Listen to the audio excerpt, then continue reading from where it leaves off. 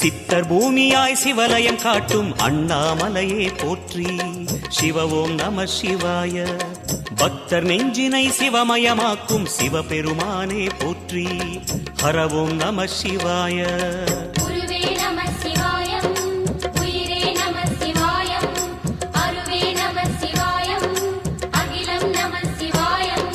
நம சிவாய நம சிவாய ஓம் நம சிவாய. நம சிவாய நம சிவாய ஓம் நம சிவாய.